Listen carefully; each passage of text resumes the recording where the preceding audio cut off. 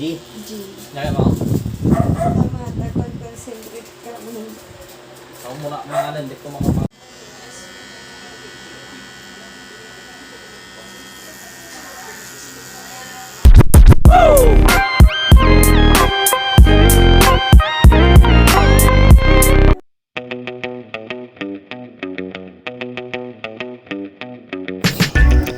So good morning internet world, kumusta po kayo?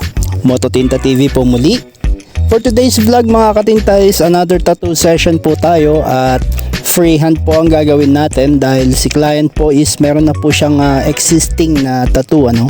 So hindi na po natin ginalaw yon at ang sabi niya is parang fill up na lang natin. Ayan, dahil hindi po natuloy yung tattoo session niya sa ibang artist.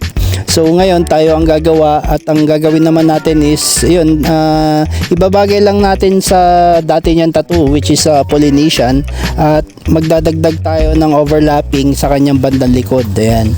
So ngayon mga katinta is freehand ko na at ito nagawa na natin yung concept, then sa susunod niyan sa kanyang bandang likod naman. So ang ginawa natin dito, ang ginamit ko pong marker is Sharpie na pula, yun po yung initial na layout, and then yung final na lining na is yung Sharpie na blue, kaya red blue po yung nakikita yung layout na ginamit natin. Okay, so yun, bali fast forward ko na at yun nga, parang fill in the blanks po ang ginawa natin dito dahil ang unang plano sana is i-cover up, pero medyo malaki yung gagastusin dahil iba po kasi ang presyo ng cover up at sa hindi cover up mga katinta, dahil napakahirap pong gawin ng cover up no, dahil marami kang gugugulin na oras at napakabusisi po kasing gawin ng cover up mga katinta. Pero mo, isipin mo kung paano mo tatakpan yung existing na tattoo. Okay, day 2 mga katinta, ang gagawin natin is continuation dito sa ginawa natin. Bali ito po yung ginawa natin nung una, dinagdagan po natin ng Polynesian no, dahil ito po yung existing na tattoo niya and i-connect natin siya dito sa likod. So bali ang plano po ng ating client is dito lang half, so piece by piece po ang gagawin natin. Ayan. So ito freehand po natin, hindi ko na na-video kanina yung freehand session, yung habang dinodrawing natin, pero pakita ko na lang mamaya yung finish outcome mga katinta. Ayan. So pababa pa ganun. Alright,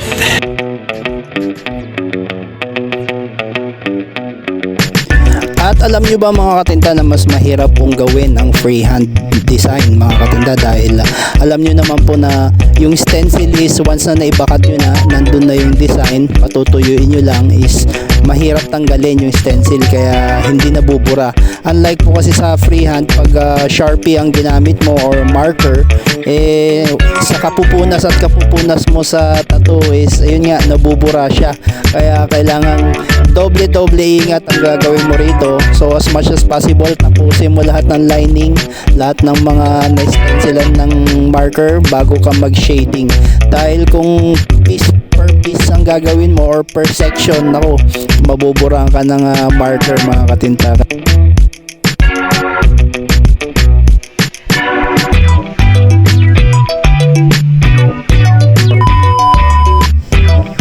And for this session naman mga katinta is tatatuan naman natin ang kanyang may bahay ano, at lining lang po ang ginawa natin dito na flower, pero hindi po black ang ginamit natin dito, which is yung color pink po ang napili niyang kulay. Ayan.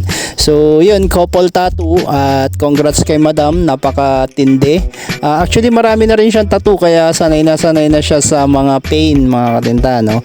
Unlike dun sa client natin kanina is kung naka-on lang siguro yung volume ng ating video is nako, maririnig nyo kung gaano siya umaray. Pero props pa rin naman at talagang natapos niya yung buong session natin. Actually 2 session yun mga katinta ang ginawa natin dahil medyo bitin na rin tayo sa oras. At actually after work ko pa nga ginawa yan, 5 o'clock onwards, kaya medyo pagod na rin tayo dahil nagtrabaho tayo sa umaga and then nagtatato tayo sa gabi. Well, ganun talaga mga katinta, kailangan natin kumayod para sa ekonomiya. Yung